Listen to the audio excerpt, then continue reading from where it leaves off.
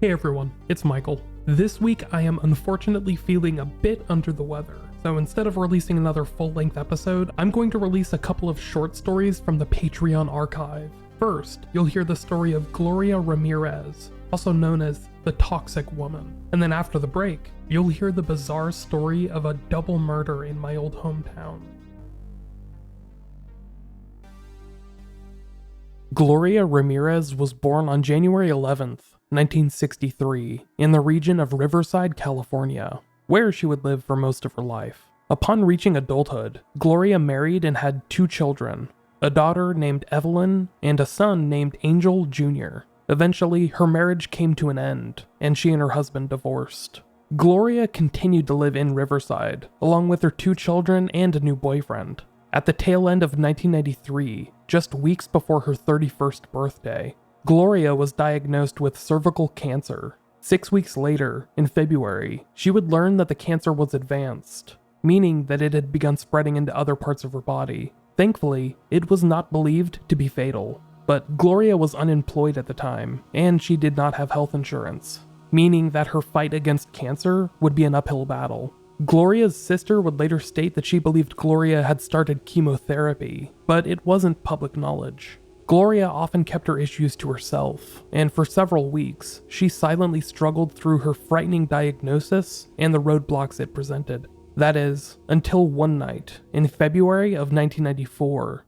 This is the story of Gloria Ramirez. On February 19th, 1994, at around 8:15 p.m., a man named Johnny Estrada called 911.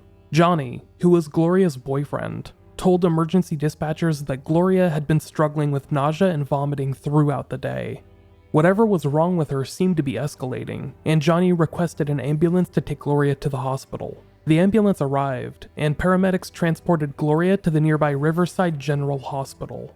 On the ride there, she seemed to be suffering through some confusion and/or delusion, and paramedics noted an elevated heart rate and some abnormal breathing.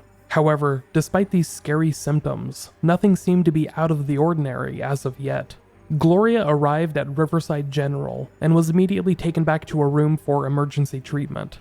The staff began trying to sedate Gloria using diazepam, midazolam, and lorazepam in a rather quick succession. Gloria responded poorly to these sedatives, and it was at this point that things began to happen very quickly. Gloria's situation worsened, and it appeared to hospital staff that she was now going into shock. The staff attempted to defibrillate Gloria's heart, but it seemed to have no effect. Immediately after this defib attempt, some of the hospital staff members began to notice a couple of medical anomalies. Gloria's skin began to look like it was covered in an oily substance, described as an oily film by some in the room, which was definitely not sweat. Other staff members would later recall an odd odor emanating from Gloria's open mouth, which was described as both garlic-like as well as fruity. Susan Kane, an RN that was in the room, began drawing blood from Gloria's arm in an effort to test her blood. Almost immediately after the needle entered the unconscious woman's arm, an ammonia-like smell began emanating from the syringe. Susan shared the vial of blood with another staff member, a medical resident named Julie Gorchinsky, and the 2 women noticed small, crystallized objects in the blood sample. Moments later, Susan Kane, the registered nurse that took the blood sample, lost consciousness entirely. She fainted and had to be removed from the room. Julie Gorchinsky, the other woman that handled this syringe of blood, began to feel nauseated and lightheaded herself. She left the room and sat down at a nearby desk, but upon being asked if she was alright, Julie fainted as well. Another medical professional that was in the room, respiratory therapist Maureen Welch, began to lose consciousness at around the same time as the 2 other women. Whatever was happening inside that room seemed to be shared by most of the people on the hospital staff, and the hospital began reacting quickly. All of the patients in the emergency department were evacuated to the parking lot, and almost all of the emergency room staff went with them. A skeleton crew of medical professionals remained behind in the hope of stabilizing Gloria Ramirez, including one doctor that tried, unsuccessfully, to keep the young woman alive. Before long, however, she began going into cardiac distress. After more than 45 minutes of CPR and defibrillation, Gloria Ramirez was pronounced dead at 8:50 p.m. less than 1 hour after her boyfriend had called 911. The stated cause of death at the time was kidney failure related to her cancer, but the medical anomaly that had just unfolded would raise many more questions. The incident in the emergency room of Riverside General Hospital had unfolded in approximately half an hour, but in that brief duration of time, dozens of people were affected. 23 people in the emergency room that evening would become ill, due to issues arising from the death of Gloria Ramirez, but 5 would remain hospitalized in the days afterwards. The body of Gloria Ramirez would be placed in a separate room on a temporary basis, but was later sealed in double plastic bags and then held in an airtight steel container. An investigation into the incident was overseen by doctors Ana Maria Osorio and Kirsten Waller, both of whom worked for California's Department of Health and Human Services. The 2 doctors interviewed more than 30 hospital staff members that had been working on the night of Gloria Ramirez's death, and found that many of the people afflicted shared symptoms. These symptoms included loss of consciousness, shortness of breath, nausea, and muscle spasms. The 2 doctors also discovered that those affected shared some other traits. On the night in question, they had been in close proximity to Gloria Ramirez. They were mostly women, and all had been examined by medical professionals afterwards. The test results, including blood test, came back completely normal. It appeared like whatever was happening to them was purely psychological. In the end, the investigation headed by the Department of Health and Human Services released their findings, which stated that all of the affected hospital staff members had suffered from mass hysteria, a belief that was not shared by those that had actually lived through this bizarre incident.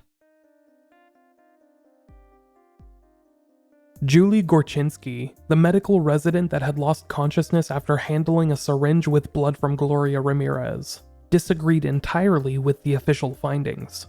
She did not believe that mass hysteria was to blame whatsoever. Julie pointed to her pre-incident health record, which was basically spotless. However, following the incident in the emergency room, she had developed a number of medical issues.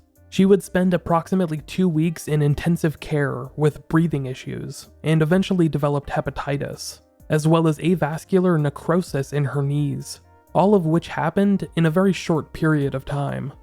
Julie Gorczynski was just one of the few afflicted in the following weeks and months, but became one of the most vocal critics of the official investigation, which she believed did not go far enough in explaining what in the hell had actually happened. A scientific analysis of the event was ordered by the Riverside Coroner's Office, who contacted the Lawrence Livermore National Laboratory. This national lab, which is usually tied to nuclear research, agreed to assist in the investigation, and an analysis was headed by Patrick M. Grant of the Livermore Forensic Science Center. The Lawrence Livermore labs came to the conclusion that Gloria Ramirez had been using a substance named dimethyl sulfoxide as a pain reliever, due to her cancer diagnosis. Often abbreviated as DMSO, dimethyl sulfoxide is generally used as a degreasing solution, which is sold in gel form at hardware stores. Personally, I don't know how likely it is that Gloria had been using this as a pain reliever, but this is the conclusion found by some esteemed analyst. According to Livermore Labs, DMSO could result in a garlic-like odor emanating from the body of Gloria Ramirez, as well as helping to explain the greasy, shimmery appearance of her skin, which, as you may recall, was described as an oily film by hospital staff. The investigation headed by Patrick M. Grant theorized that consumption of DMSO may have resulted in a urinary blockage, which eventually led to kidney failure, which doctors believed was Gloria's cause of death. In addition, the DMSO in Gloria's system may have responded very poorly to the treatment given by hospital staff, namely the usage of sedatives as well as defibrillation, which may have possibly resulted in the crystallization of her blood, as well as the creation of dimethyl sulfate in her blood. Abbreviated as DMSO4, dimethyl sulfate is a type of sulfuric acid that could have caused symptoms similar to those that the hospital staff experienced. I say all this, but I need to state for the record that this entire theory, that Gloria had been consuming dimethyl sulfoxide to treat her cancer, was based on some pretty patchy guesswork. Analysts and experts at the Livermore Labs did not know for sure that Gloria had been consuming DMSO. In fact, there was no official record that she had ever even owned it. Also, there is the fact that this analysis was based on working theories and knowledge of DMSO, and the conditions of Gloria's death were impossible to recreate. It was a situation unlike any documented before, and it was impossible to test if similar results would unfold in a dying individual with the same conditions. This theory has become the unofficial answer of what happened to Gloria Ramirez, but the findings by the Lawrence Livermore labs have been disputed by other scientists and medical experts in the years since.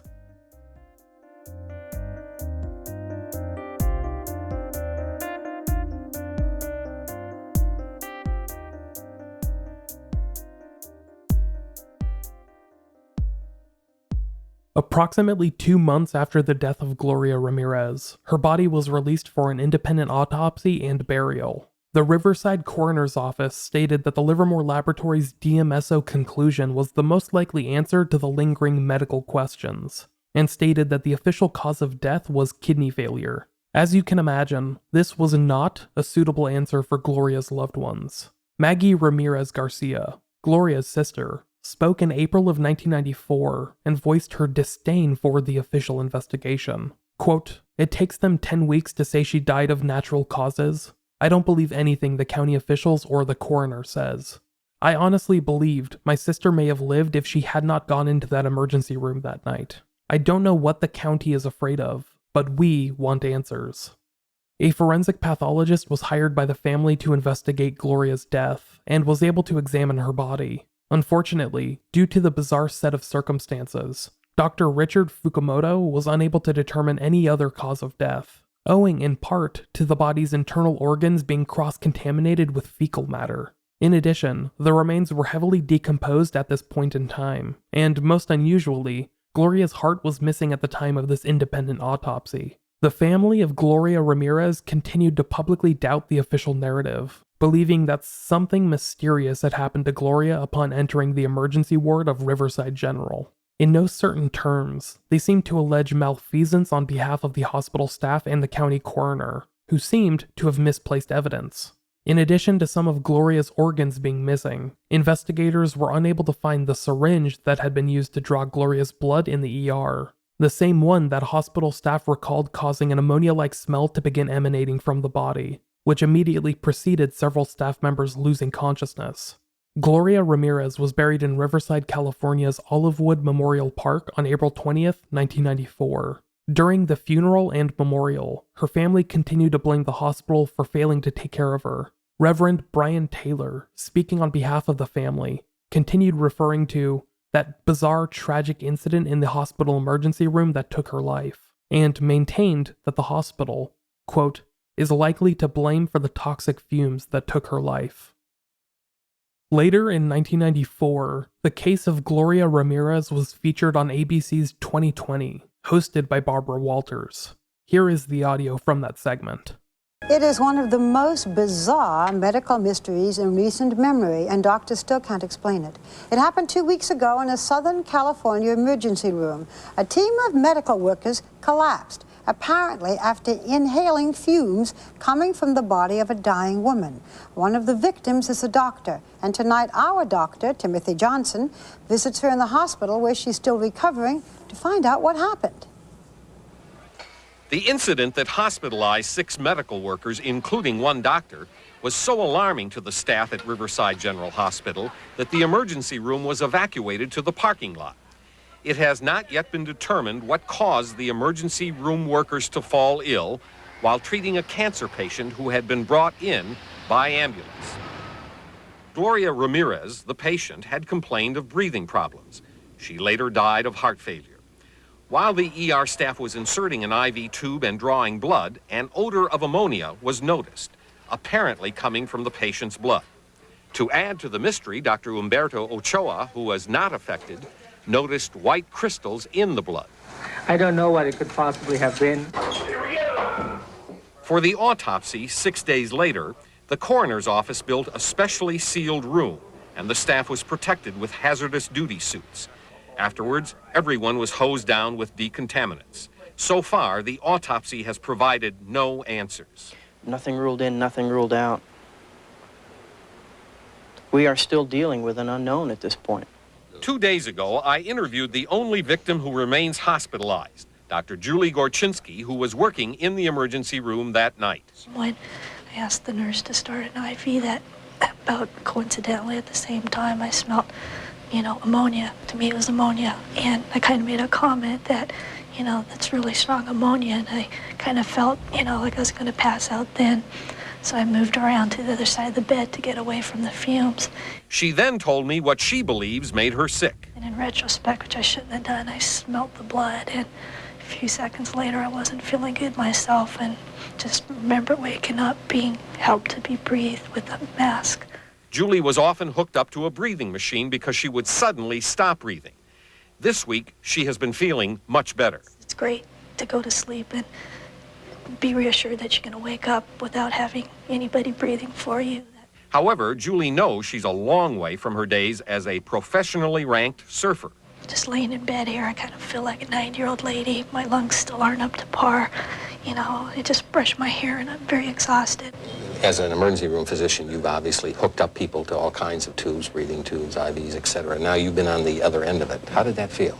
This experience has completely changed my thinking process. When you do things emergently, sometimes, it's difficult to make the patient comfortable, but I think if I'm in that position, I'll go the 2 extra seconds or a minute to comfort the patient and make, if it is their last few moments, comfortable, because I had a lot of procedures here, and it was scary. It was scary. Tim Janson is in Los Angeles right now, and we, of course, certainly hope that the doctor will be restored soon to full health. But what is her condition at this moment, Tim? She's been hospitalized at the Loma Linda Medical Center for 2 weeks. She's doing much better. I think she'll be discharged in the near future. Her doctors have studied her and said that they can't find evidence of strychnine or cyanide or organophosphates, the kind of poisons found in insecticides and pesticides. But they don't have a diagnosis, and as her doctor said yesterday, if we don't have a diagnosis, we can't make a prognosis. A lot of uncertainty about what her future is. Really strange. Now, you're a physician who has worked in emergency rooms, and I'd like to know what you think. What is this business? Well, in all of my years in the emergency room, I never encountered anything remotely like this, I must say. I certainly had times when I could smell things from the patient's lungs, but nothing that would knock me off my feet. And I must say that the more I've learned out here, the more questions I have. The family has raised some very legitimate questions about the victim. What really happened to her?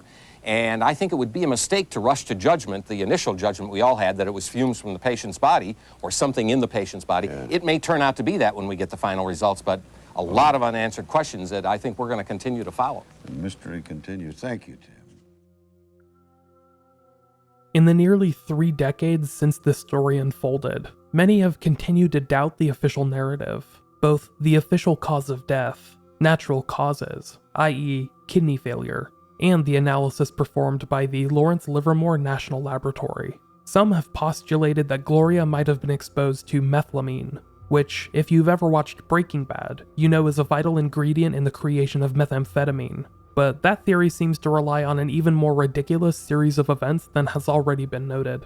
To this day, it remains unknown what, exactly, led to the strange death of Gloria Ramirez. She is still buried in the Olivewood Memorial Park, in her hometown of Riverside, California, and her story remains unresolved.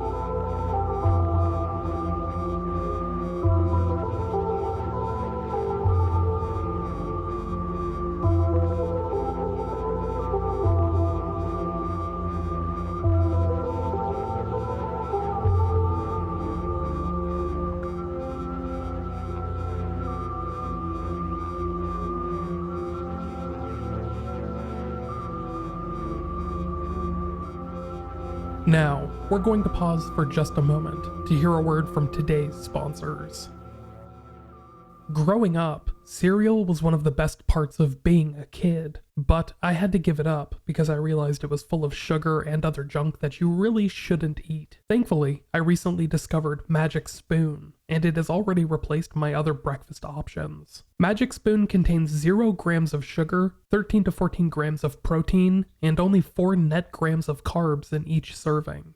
Each serving is only 140 calories, and it's not only low carb and keto friendly, but gluten, grain, soy, and GMO free. Each variety pack contains 4 flavors: cocoa, fruity, frosted, and peanut butter. And while I do enjoy each, I personally love mixing the cocoa with the peanut butter. That chocolate peanut butter combo is an absolute game changer. Go to magicspoon.com/unresolved to grab a variety pack and try it out for yourself today. Make sure to use our promo code UNRESOLVED at checkout to save $5 off of your order. Magic Spoon is so confident in their product that each purchase is backed with a 100% happiness guarantee. So if you don't like their cereal for any reason, I don't know why you wouldn't, but they'll refund your money, no questions asked. Remember to get your next delicious bowl of guilt-free cereal at magicspoon.com/unresolved and use the offer code UNRESOLVED to save $5 off of your order. Now, let's return to the show. Growing up, I had this friend named Robert. Robert was a very interesting kid. He was really funny and pretty smart, but also very boisterous. That's a good word to describe Robert. Boisterous. Oftentimes, he would just say things so he could say them, and often ended up repeating the same stories and the same jokes over and over again, just to fill the silence. Surprisingly, this was one of his positive characteristics. Robert was a very natural storyteller, whose ability to spin a yarn with his immature and often inappropriate humor made him insanely likable. He was just one of those people that was friends with everyone, and he often thrived in social environments. In a small coincidence, Robert lived just down the street from my grandparents, who I've always been incredibly close with. Without going into too much detail, my grandparents helped raise me, and I love them with all my heart. Growing up, I would spend weeks at their home every summer, and I'm still close with them today. So, of course, every time I would go over and visit, Robert would be there. He would become a mainstay around my family's house, and he is still very close to many of my family members. Even though both of us have since moved away from our hometown, which is Puyallup, Washington, Robert still stops by to say hi to my family when he's in town. I would not say that Robert and I are like brothers or anything like that. We were never that close, but I'd say that he almost feels like a cousin, if that makes sense. He was just always kind of there. Anyhow, the very first time that Robert came over to my grandparents' house, back when we were both teenagers, he made an odd remark about a house just 2 doors down from my grandparents. He called it a quote-unquote murder house, which, as you can imagine, made teenage me incredibly suspicious. So I asked him what he meant, and he explained that when he was younger, maybe around 4 or 5 years old, that house in question had been the scene of a murder. Of course, at the time, I didn't believe him. This was Robert. He often told stories, and he had a tendency to believe any rumor as true. He was also known to embellish things, so I just kind of stored that comment in the back of my mind. There, it just sat for years, with me not really thinking about it. Over time, I did notice some odd happenings at that house.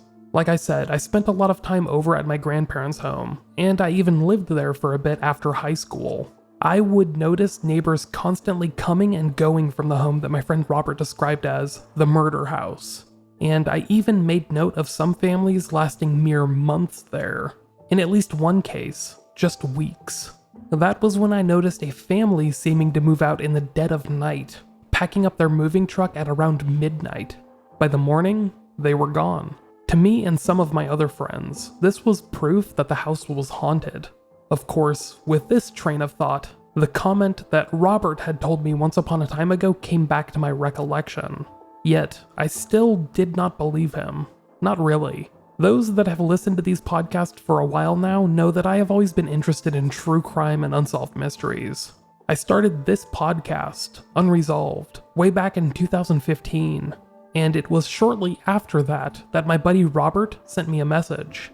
He reminded me of the murder house and told me to look into it.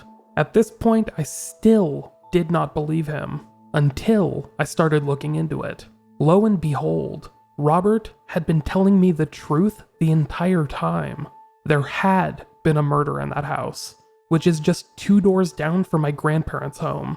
It is a murder that is still unsolved to this day. This is the story of Andy and Anita Anderson.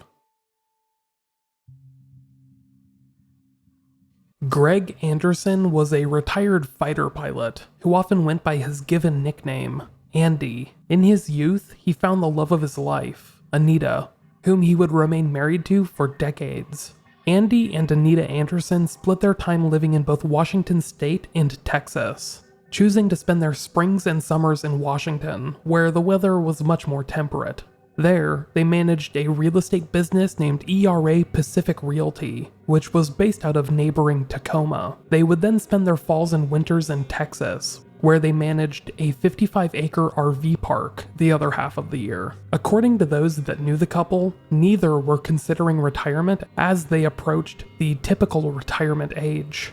Despite both being rather well off, they seemed to enjoy their work, and it kept them happily occupied in the daytime hours.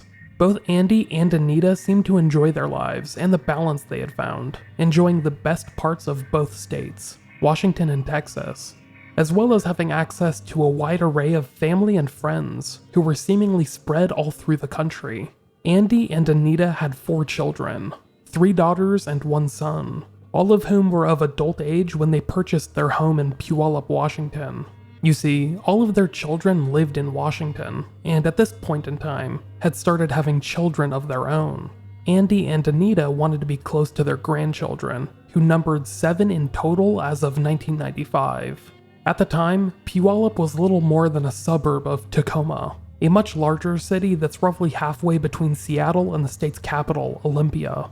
Puyallup wasn't nearly as populated or as congested as it is now, with a population of around 25,000 when Andy and Anita moved there in the early 1990s. Andy and Anita Anderson purchased a home in Puyallup, Washington in 1992, which they would live in part-time.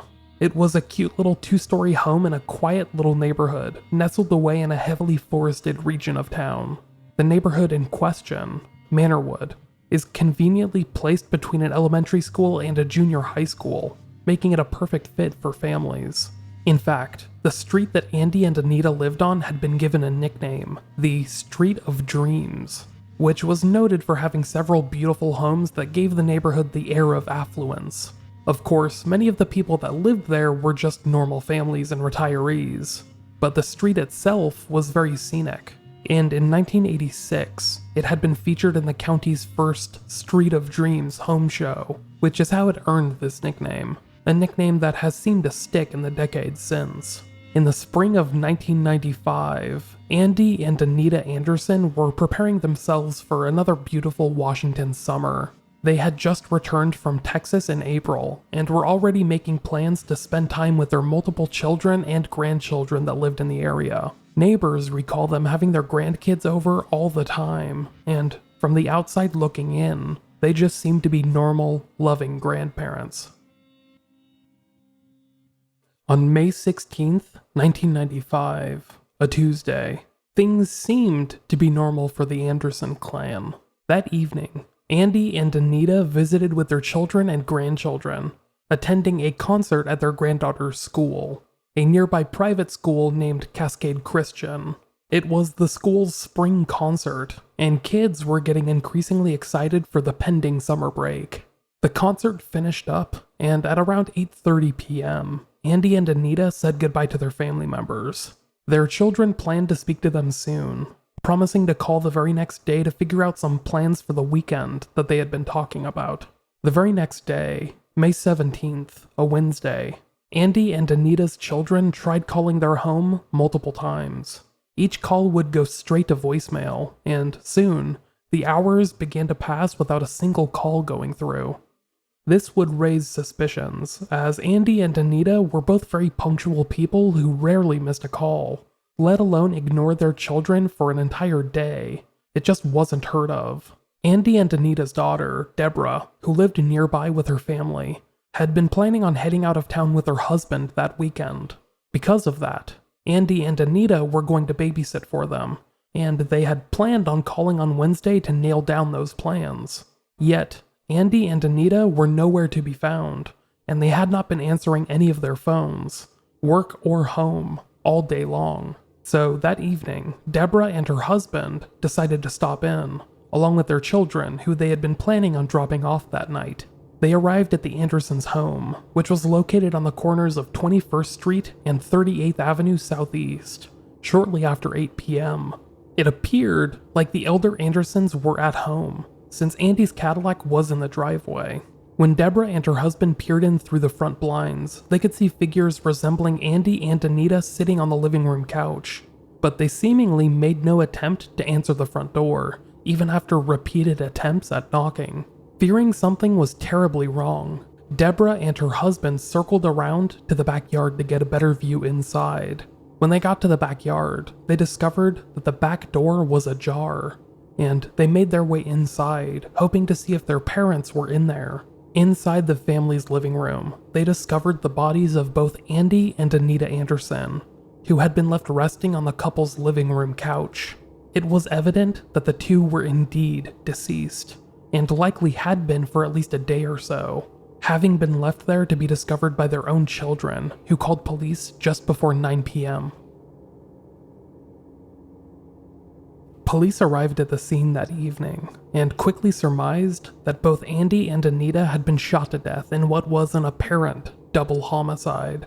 Each of the victims had been shot in the head multiple times, in what has been described in some reports as execution style. It was not believed to be a murder-suicide, since there was no weapon found near the couple, and they were not believed to own a firearm matching the murder weapon. In addition, both Andy and Anita had been shot in the head multiple times, seeming to rule out any kind of suicide. It was estimated that the two had been killed about a day prior to their discovery, with police believing that Andy and Anita might have been killed after returning from their granddaughter's school concert on Tuesday night. This was not believed to be a burglary or a burglary gone wrong, as nothing in the home seemed to be missing. Likewise, there was no sign of forced entry whatsoever, and other than the carnage in the living room, nothing else in the house seemed to be astray. There wasn't even a sign of any struggle having taken place, and as far as police could tell, not a single door or window had been forced open. Police indicated to family members that the killer might have been someone known to Andy and/or Anita, perhaps someone that they knew from work, an old friend or acquaintance, etc. Because of this, it was possible that there was some kind of personal motive at play here, but if so, police had no idea what it was. They could ascertain no possible motive whatsoever for anyone to target either of the Andersons, and their investigation would almost immediately hit a brick wall, with the Andersons having a pretty innocuous past free of any turmoil or drama. The only real lead that would arise over the course of the investigation was the possibility that this had been a professional hit, and that idea only arose when the medical examiner for Pierce County stated that this was his belief, due to the type of shooting that had killed both Andy and Anita, as well as the precision with which this crime had been carried out. The killer had left behind no kind of calling card or evidence of any kind. They had simply gone in and killed 62-year-old Andy and 60-year-old Anita Anderson. But their MO was a complete mystery to investigators, as they struggled to figure out why someone would carry out this heinous crime. Following this brutal double murder, the neighborhood itself was pretty shocked. This was the first multiple killing in Puyallup in more than 20 years, and it had happened to a couple approaching the typical retirement age, who, as far as anyone knew, had no real demons or enemies of any kind. Additionally, it had happened just a stone's throw away from both an elementary school and a junior high school, which seemed to add to the urgency of the case. Speaking to a local newspaper, Puyallup Mayor Mike Deal stated, quote, "People in Puyallup feel relatively safe. Then something like this happens. It makes us question, how safe are we?" The day after the bodies were discovered, on Thursday evening, May 18th, 1995, an informational hearing was held at Ferrucci Junior High School, which was just down the road from the Andersons' house. At this hearing, police spoke about the crime itself, but seemed less than optimistic about their own investigation, which was still in its infancy. This, of course, did little to ease the fears of those in the community, who had come out to this meeting in droves, vastly exceeding the auditorium's 200 or so seats to the point that the hearing was now standing room only. Police stated that they were stepping up patrols in the region, but tried to cement their position that this was an isolated incident. In no way was it, they believed, the beginning of a spree. Puyallup Police Commander Roger Quil told reporters and the public that night, quote, "The victims could have been deceased for 24 hours. That's why we want to backtrack and find out what happened to them. We have no motive and no suspects at this time. We have no way of knowing it was random, but at this point, we think it's an isolated incident." Police were hoping to encourage those with information to step forward, specifying that they were looking to hear from those that had spoken to or seen the Andersons between the time of their discovery, roughly 8 p.m. on the evening of May 17th, and the last time that they had been seen by family, which was around the same time the night prior, May 16th. This gave police a roughly 24-hour window in which this crime had been carried out, in which the killer had somehow gained entry to the Andersons' 2-story home and then shot them to death. It was theorized that the killer might have somehow gained entry the night of the school concert, Tuesday, May 16th, and had possibly been lying in wait when they returned home. Surprisingly, Andy and Anita's neighbors had not seen or heard anything suspicious, not even the gunshots, of which there had been several. This seemed to add to the mystique of the case itself, as it seemed to many that a ghost had somehow committed these crimes. It is unknown if police received any valuable information from the Andersons' friends, family, neighbors, co-workers, or other acquaintances, but they would receive numerous anonymous tips over the next several days. These were tips that police described as little at the time, and contained, as they described, nothing concrete. In the coming weeks, investigators would begin to narrow the scope of their investigation, eventually ruling out burglary or other related crimes entirely. They believed that the killer, or killers, had intentionally targeted the Andersons and planned to do them harm, but their motivation for doing so continued to elude police. In a statement released about a week after the murders, police would disclose, quote, "After careful examination of the information and the evidence available so far, we now feel very confident that the homicide was probably not a random act. We also believe that the crime was probably not the result of an interrupted burglary." Puyallup Police Commander Roger Quil added, quote, "We definitely don't have any suspects and are looking in a lot of different directions, but we're pretty confident it wasn't random and thought it was fair we told everyone that." Eventually, a reward of $50,000 would be offered up by a private citizen who chose to remain anonymous in the press. This reward would later be doubled to $100,000 for any information leading to an arrest. But that would only happen after years had passed without any resolution. At the time, decades had gone by with the case remaining unsolved, and that is unfortunately its current status.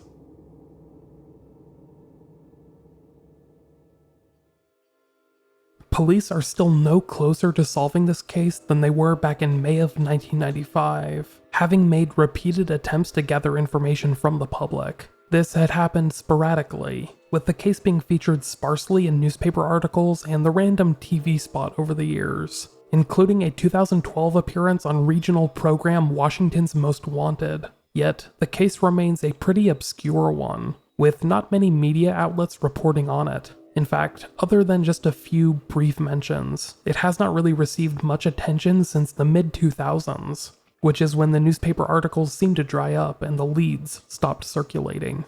I have been back to visit my grandparents a few times since I learned about the story, and it's given me a new perspective on the house the Andersons once lived in, their home, which my buddy Robert once referred to as the murder house. I've walked by it knowing that a couple spent their final moments in there, likely unaware that their unfortunate and tragic death would remain a mystery for decades afterwards. I personally don't believe in ghosts or hauntings or anything like that, but with everything I've heard and seen from that house in the years since, it can make me stop and think sometimes. Who knows, maybe there is something to the paranormal, and maybe the Andersons are as desperate for justice now as they were 24 years ago. Last year, I attempted to reach out to Puyallup Police and the Pierce County Sheriff's Office to learn more about the case, but due to it still being an active and unsolved case, there was no real information to be obtained. Police seem to be hoping that a new piece of information will reveal itself in this case, but until such time, the stories of Graig Andy Anderson and his wife, Anita Anderson, remain unresolved.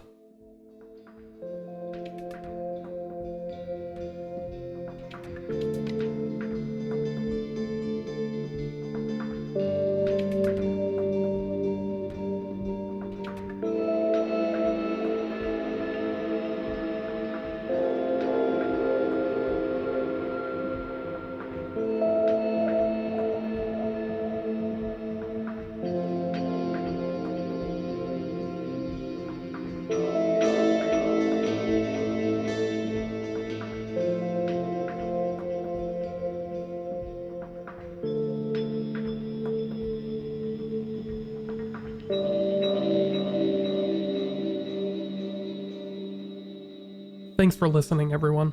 I promise to be back with another full-length episode next week, but until then, I hope you all stay safe, stay healthy, and I will talk to you later.